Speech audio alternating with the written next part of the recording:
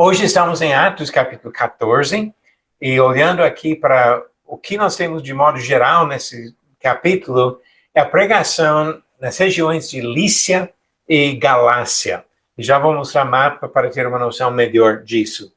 Nessas regiões, Paulo e Barnabé enfrentaram grandes desafios para os dois extremos. Pessoas querendo adorá-los, tratando como deuses, e outros querendo matá-los. Perseguindo e tratando como inimigos do Senhor. Paulo foi apedrejado, mas não desistiu, se levantou, continuou seu trabalho, foi para outra cidade no dia seguinte.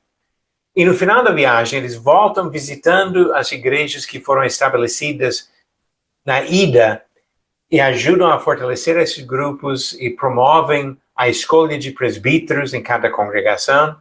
Depois eles voltam para Antioquia da Síria, lembrando que a história que inclui duas cidades de Antioquia, de um total de 16 que existiam.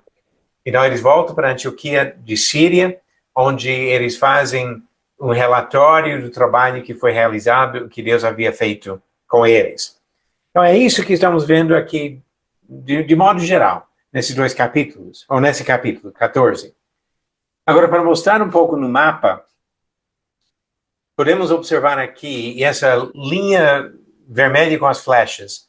Saindo de Antioquia, eles passaram por Chipre, já estudamos isso semana passada, retrasada, e depois subiram para a terra de Ásia Menor, para Panfilha, foram para Antioquia, depois eles passam para Icônia, Listra e Derbe, e depois eles voltam visitando as mesmas cidades novamente. Depois de sair daquela região, eles voltam para Antioquia da Síria, terminando o capítulo 14. Então, é isso que estamos vendo. Deixa eu mostrar um pouco mais perto aqui, só essa parte da viagem em si.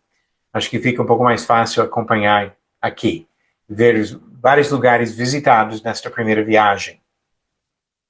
Ok, em termos de geografia, é basicamente isso. Isso não envolve nada das dificuldades da topografia, que era uma região bastante complicada para andar, mas isso não foi motivo também de desistência de Paulo e Barnabé no seu trabalho.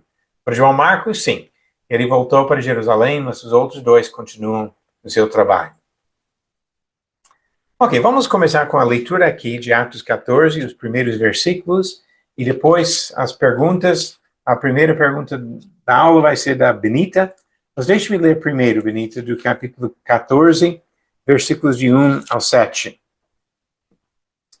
Em Icônio, Paulo e Barnabé entraram juntos na sinagoga judaica e falaram de tal modo que veio a crer grande multidão, tanto de judeus como de gregos.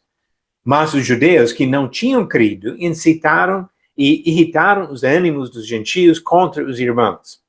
Entretanto, Paulo e Barnabé ficaram bastante tempo em Icônio, falando ousadamente no Senhor, o qual confirmava a palavra da sua graça, concedendo que, por mão deles, se fizessem sinais e prodígios. Mas o povo da cidade se dividiu. Uns eram pelos judeus, outros pelos apóstolos. Então surgiu um movimento entre os gentios e os judeus, com apoio das suas autoridades, para os maltratar e apedrejar. Quando Paulo e Barnabé souberam disso, fugiram para Listre e Derbe, cidades da Licaônia, e para as regiões vizinhas, onde anunciaram o Evangelho. Ok, com esse início do capítulo 14, a primeira pergunta para Benita: quando Paulo e Barnabé chegaram a Icônio, onde iniciaram seu trabalho, e qual foi a reação inicial dos ouvintes? Eu vou responder no lugar dela. Ok, pode falar, Léo. Na sinagoga judaica, uma grande multidão creu. Ok, começaram na sinagoga, que era o costume de Paulo quando ele viajava, que já encontraria pessoas obviamente, com interesse em coisas espirituais e até com alguma base que ele poderia começar o ensino com essas pessoas. E diz que muitas pessoas, uma grande multidão, tanto de judeus como gregos, chegaram a crer. Então, um bom começo no trabalho em Icônio, mas logo em seguida as coisas vão mudar. Pergunta número 2 para Beca: quem incitou a perseguição de Paulo e Barnabé em Icônio e quem mais se aderiu a esse movimento contra esses servos do Senhor? Os judeus, né, que não queriam crer, eles incitaram os gentios e influenciados também, né, pelas autoridades da cidade contra Paulo e Barnabé. Ok. Novamente estamos observando que as primeiras perseguições no Novo Testamento não partiram do governo romano, e sim dos próprios judeus.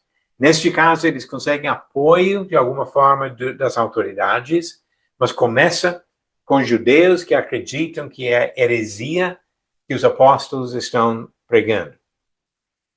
E pergunta número 3, Jonathan, quando saíram de Icônio, Paulo e Barnabé foram para onde? Foram para Listra e Derbe, cidades da Licaônia. Ok. Também foram. Isso, para Listra e Derbe, continuaram seu trabalho, chegando a essas outras cidades, inicialmente a Listra, depois vai falar separadamente da ida para Derbe, depois de alguma coisa ruim que acontece em Listra.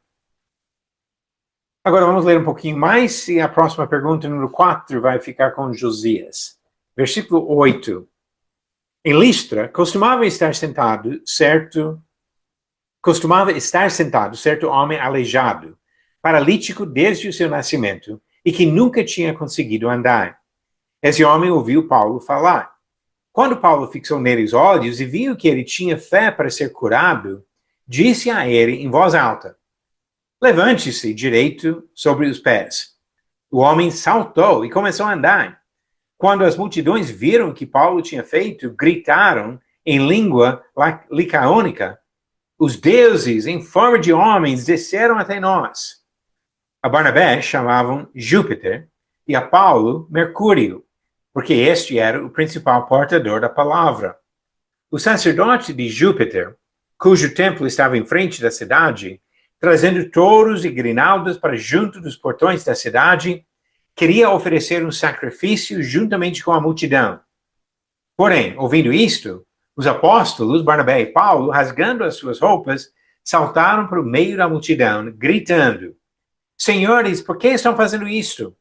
Nós também somos seres humanos como vocês, sujeitos aos mesmos sentimentos, e anunciamos o evangelho a vocês para que se convertam destas coisas vãs ao Deus vivo, que fez o céu, a terra, o mar e tudo o que neles há. Nas gerações passadas, Deus permitiu que todos os povos andassem nos seus próprios caminhos. Contudo, não deixou de dar testemunho de si mesmo, fazendo o bem, dando a vocês chuvas do céu e estações frutíferas, enchendo o coração de vocês de fartura e de alegria. Dizendo isto, foi ainda com dificuldade que impediram a multidão de lhes oferecer sacrifícios. Ok, sobre esses versículos, vamos para perguntas. Josias, a pergunta número 4 aqui. Qual milagre em Listra chamou a atenção do povo? E o que as pessoas concluíram sobre Paulo e Barnabé? O milagre foi que ele curou um homem coxo de nascença, ou seja, nunca andou. E o povo achou que Barnabé e Paulo eram deuses. Na minha Bíblia aqui fala Zeus e Hermes, mas tem uma pergunta que vai esclarecer isso mais adiante. Sim, tem sim. Ok, muito bom. E agora, uma coisa interessante sobre essa questão aqui. Não é a única vez que encontramos isso, mas o homem que nunca andou, que nasceu aleijado assim, não teria desenvolvimento de músculos nas suas pernas, não teria desenvolvimento dos ossos das pernas. Pode imaginar as pernas atrofiadas, pequenininhas. Mas agora, com essa cura, ele já consegue pular e andar de vez, imediatamente. Então, que é um milagre muito impressionante, não há dúvida. E o povo entendeu dessa forma e imaginavam que fossem deuses em forma humana. Interessante que o Deus verdadeiro realmente desceu à Terra em forma humana. Mas Paulo e Barnabé estão falando sobre esse Deus. Ele não está fisicamente presente aqui. E estes servos de Deus são apenas homens, como nós vamos ver nas outras perguntas aqui. Ok, pergunta número 5, Bruno. O que os religiosos de Listra tentaram fazer e por que Paulo e Barnabé os impediram? Eles tentaram oferecer sacrifícios a Paulo e Barnabé, pensando que eram deuses. Agora, Paulo e Barnabé os impediram, explicando que eram apenas homens e anunciavam o Deus vivo que criou todas as coisas. Perfeitamente. A glória não é para Paulo e Barnabé. A glória é para Deus. E a adoração não é para nenhuma criatura, mas só para o Criador. Muito bom. Obrigado, Bruno. E agora, Becca, pergunta número 6. O que Paulo falou sobre a revelação de Deus aos povos no passado?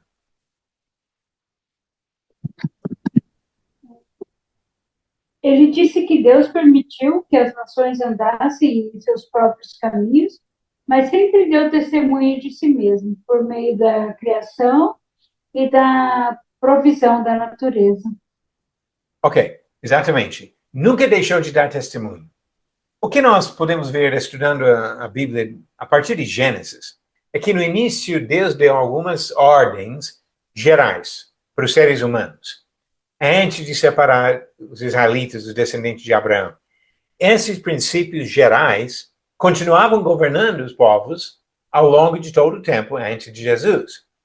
Os israelitas receberam uma lei especial e por uns 1.500 anos eles viviam sob aquela lei, a lei de Moisés, ou a lei que Deus deu por meio de Moisés. Jesus apresentou o Novo Testamento, a nova aliança que é para todo mundo, judeu e grego, gentio. Então, neste caso aqui, ele diz, Deus nunca deixou de lembrar vocês da sua existência, e eles tinham a base para saber como servir a Deus se voltassem para as coisas reveladas bem no início. E mais ainda, Deus mostrou sua bondade. Ele ainda dava chuvas para todo mundo. Jesus disse em Mateus capítulo 5 que isso é demonstração do amor divino para todos, que ele manda chuva para os justos e os injustos. Ele ama até os inimigos nisso. Ok, antes de pergunta número 7, que vai ser para Rosana, deixa eu ler um pouquinho mais aqui, começando no versículo 19. Entretanto, chegaram judeus de Antioquia e Icônio e, instigando as multidões, apedrejaram Paulo e o arrastaram para fora da cidade, dando-o por morto. Mas quando os discípulos o rodearam, ele se levantou e entrou na cidade. No dia seguinte, foi com Barnabé para Derbe. Ok, só sobre esses 2 versículos aqui, temos algumas perguntas. A primeira pergunta aqui para Rosana. O povo em Listra tentou adorar a Paulo e depois ele foi apedrejado na mesma cidade. O que mudou o clima tão dramaticamente? Rosana? Os judeus de Antioquia e de Icônio instigou as multidões para apedrejar Paulo e fizeram isso e o arrastaram para fora da cidade, considerando ele morto. Ok, exatamente isso. O problema não iniciou em Listra. Em Listra, até então, acreditavam que eram deuses, ou agora mensageiros do Deus verdadeiro. Mas esses judeus que já estavam perseguindo, nas cidades onde eles já passaram, chegaram a agitar a multidão para virar contra Paulo. E a pergunta número 8, Jonathan, o que Paulo fez depois de ser apedrejado? Ele se levantou e voltou à cidade antes de partir para Derbe, no dia seguinte. Ok, vamos comentar um pouquinho mais sobre isso depois, para tentar entender o que aconteceu aqui. Mas o fato é que ele levantou, entrou na cidade e no dia seguinte saiu dessa cidade e foi para Derbe. Não desistiu, mesmo sendo apedrejado. Eu imagino como às vezes nós sentimos vontade, talvez, de desistir por causa de qualquer coisinha. E Paulo sofreu muito mais do que qualquer um de nós e nunca desistiu do seu trabalho. Ok, próxima leitura e depois eu volto para Becca com a pergunta. Vamos a partir do versículo 21 aqui. E tendo anunciado o evangelho naquela cidade e feito muitos discípulos, Paulo e Barnabé voltaram para Listra, Icônio e Antioquia, fortalecendo o ânimo dos discípulos, exortando-os a permanecerem firmes na fé e mostrando que, através de muitas tribulações, nos importa entrar no reino de Deus.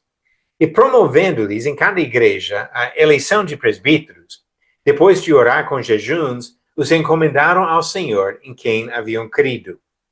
Atravessando a Pisídia, Paulo e Barnabé se dirigiram a Panfília. E tendo anunciado a palavra em Perge, foram para Atália. E dali navegaram para Antioquia, onde tinham sido recomendados a graça de Deus para a obra que agora tinham terminado. Quando chegaram a Antioquia, reuniram a igreja e relataram tudo que Deus havia feito com eles e como tinha aberto aos gentios a porta da fé. E permaneceram muito tempo com os discípulos. Ok, sobre esses últimos versículos do capítulo, vamos agora para Beca com a pergunta número 9. Como foi a reação ao evangelho em Derbe? Muitos creram e se tornaram discípulos. Ok, então a recepção foi muito boa aqui. Diz que foram muitos discípulos feitos em Derbe. Então, ainda bem que Paulo não desistiu depois de ser apedrejado. E Jonathan, quando saíram de Derbe, 4 coisas aqui. Paulo e Barnabé foram para onde? Voltaram para Listra, Icônio e Antioquia da Pisídia. Ok. Qual foi seu propósito quando visitaram essas cidades? Fortalecer os discípulos e encorajá-los a permanecer juntos na fé. Ok. Então, agora eles voltaram para as mesmas cidades onde foram perseguidos. Não fugiram para outro caminho. Voltaram porque deixaram cristãos em cada cidade. E eles estão voltando agora para fortalecer esses irmãos. O que eles falaram ser necessário para entrar no reino de Deus? Era necessário passar por muitas tribulações. Ok. Eles não tentaram esconder a realidade. Como Paulo sofreu, eles também poderiam sofrer. E com a ajuda de Paulo e Barnabé, o que foi feito nas igrejas? Estabeleceram presbíteros em cada igreja. Oraram e jejuaram confiando ao Senhor. Ok, muito bom. Então, eles promoveram a escolha aqui de presbítero em cada cidade, orando e indicando esses homens para esse serviço que seria feito. Eu vou ter outra pergunta sobre isso daqui a pouco. Agora, pergunta número 11, Rosana. O que Paulo e Barnabé fizeram em Antioquia da Síria, agora? Eles chegaram até a igreja da Antioquia e, chegando lá, eles relataram para os irmãos quantas coisas que Deus fez e o fato de Deus ter abrido os olhos dos gentios, abrido a porta da fé para eles, e ficaram lá algum tempo. Ok, exatamente isso. E esse relato que foi feito, achei muito interessante, como falou. Não o que nós fizemos, mas o que Deus fez por meio deles. Que eles eram apenas instrumentos na mão do Senhor para o seu trabalho. Ok. Muito obrigado para quem já respondeu. Agora temos 4 perguntas ainda de desafios adicionais para entender um pouco mais profundamente alguns pontos aqui. Primeira pergunta para Josias. Você já citou isso, Josias, no capítulo 14, versículo 12, que existe uma diferença de leitura dependendo da versão que você estiver usando. Então, explique para nós o que é essa diferença e explicação do motivo, se você conseguiu achar isso. Algumas versões chamam Barnabé de Júpiter e Paulo de Mercúrio. Na leitura que você fez, falava assim. E é a tradução romana dos deuses Zeus e Hermes. Ok, a diferença é exatamente isso. Algumas versões falam Zeus e Hermes e outros Júpiter e Mercúrio. E é exatamente o ponto que você falou. Zeus e Hermes são os nomes gregos. São os nomes encontrados no texto grego. Júpiter e Mercúrio são os nomes no sistema romano dos mesmos deuses. E assim, algumas versões optam por traduzir esses nomes usando a forma romana, que basicamente os romanos e gregos, no seu sistema de idolatria, tinham os mesmos deuses com nomes diferentes.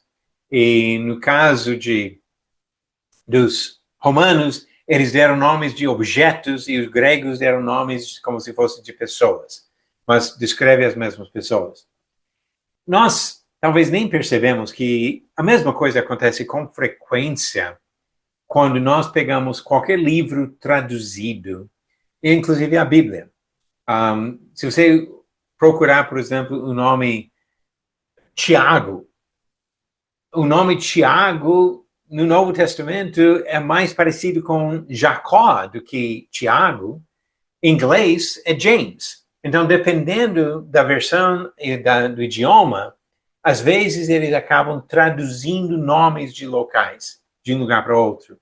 Isso acontece com locais geográficos também, com uma certa frequência, não somente na Bíblia, mas em outras coisas também, que tem vários nomes que são bem diferentes conforme o idioma que você estiver usando. Então, aqui não muda o sentido, simplesmente uma questão de tradução, de preferência de traduzir o nome ou de transliterar o nome. Ok, e pergunta número 13, mais uma observação aqui. Hermes, ou Mercúrio, foi o deus de eloquência no sistema deles. Por isso que chamaram Paulo por esse nome, porque ele era porta-voz aqui. Ok, agora pergunta número 13, Bruno. Como podemos explicar o que aconteceu no capítulo 14, versículo 20, quando diz que os discípulos rodearam Paulo, ele se levantou, entrou na cidade e no dia seguinte foi para Derbe? Isso se levantou, pode ter sido até dado como morto, né? Apedrejado até ser dado como morto. Isso com certeza indica um milagre da parte de Deus, porque nenhum homem normal conseguiria sair depois de viagem e pregando como se nada tivesse acontecido. Então, com certeza, houve um milagre da parte de Deus para Paulo estar bem depois, para poder ter condições de seguir viagem e não ter morrido, né? Ou até pode ser uma possibilidade que pode ter morrido, mas Deus ter ressuscitado ele e dado condições de ele seguir. Ok. O texto não diz que foi um milagre, mas é muito difícil entender. Que apedrejamento seria pegar pedras e jogar na cabeça da pessoa e deixaram por morto. Eles acreditavam que estava morto e talvez estava. Mas levanta e sai. Agora, isso não faz parte da pergunta, Bruno, mas eu queria acrescentar uma observação. Versículo 20 diz, quando os discípulos o rodearam, ele se levantou e entrou na cidade. Primeira coisa que observamos nisso é coragem. Se acabaram de apedrejar o homem que seria visto como praticamente líder desse novo grupo de discípulos, o que eles vão fazer com os outros? Pois eles não saíram se escondendo, fugindo, rodearam Paulo e estavam ainda presentes depois dessa execução que foi feita pelos judeus. Segunda coisa que eu queria mencionar aqui. Na segunda viagem, quando Paulo volta para cá, ele vai encontrar, em Listra mesmo, um discípulo chamado de Timóteo. E depois, quando ele escreve para Timóteo, ele comenta sobre a mãe e a avó de Timóteo também que creram. Agora, dá para imaginar que nesse grupo de discípulos rodeando Paulo, que talvez Eunice, Lloyd e Timóteo estavam presentes, participando. Não temos como saber. Quando chegamos ao capítulo 16, vamos comentar um pouquinho mais sobre o que foi necessário da parte da mãe de Timóteo aqui. Mas é possível que eles estão entre os discípulos, rodeando Paulo nesse momento. Ok, e a próxima pergunta, número 14, Josias. Sobre presbíteros, eu pedi para juntar informações de outros textos para responder a 3 perguntas aqui.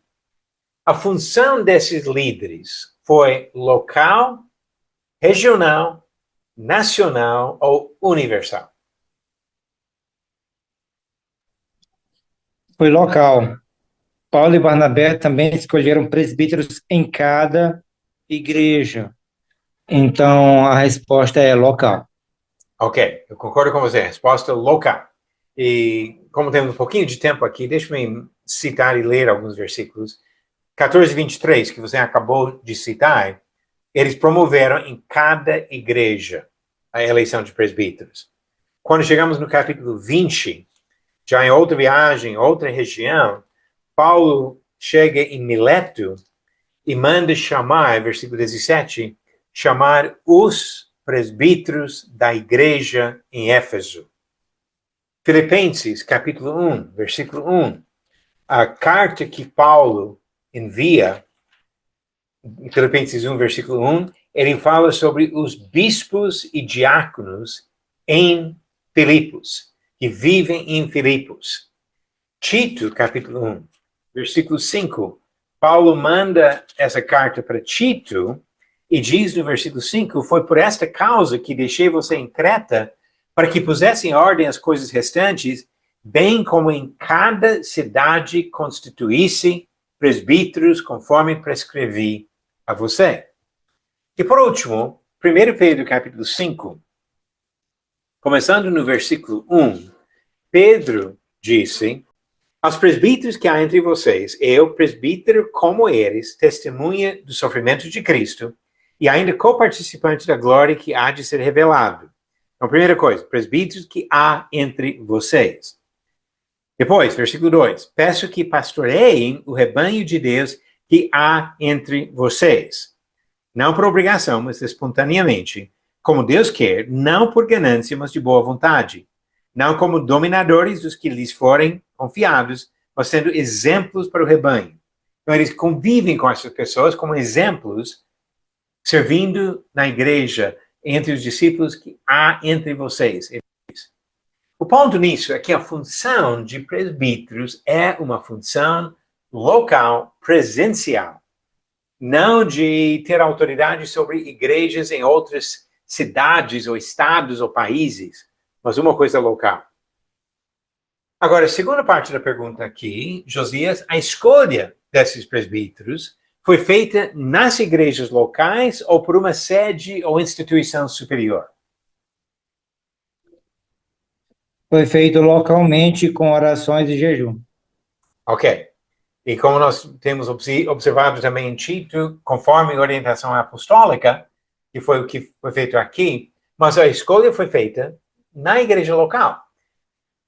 Diferente da prática em muitas denominações hoje, onde alguma instituição superior da denominação determina quem pode servir como pastores e manda pastores para igrejas diferentes. Aqui essas pessoas vêm de dentro e não são enviados de fora. E a terceira pergunta aqui, Josias, quais outras palavras são usadas no Novo Testamento para descrever presbíteros? Em Tito 1 e Atos 20, versículos 17 e 28, fala de bispos e pastores. Ok, exatamente. A palavra presbíteros aqui, que pode ser traduzida também anciãos, bispos, que tem a função de pastorear, e daí vem a ideia de pastor. Você citou Atos 20, onde ele chama os presbíteros da igreja, depois ele diz que são bispos que pastoreiam o rebanho. E 1 Pedro 5, versículos 1 e 2, que eu já li, também fala sobre bispos pastoreando o rebanho onde estão. Então, três descrições, presbíteros, bispos e pastores, se referem à mesma posição, ao mesmo ofício. Não são três funções distintas, uma hierarquia de bispos acima de presbíteros, acima de pastores. Não. Pastores, bispos, presbíteros são a mesma coisa no Novo Testamento. Ok, e a última pergunta da aula, Bruno. Qual seria o motivo de relatarem aos irmãos de Antioquia sobre o trabalho realizado na viagem?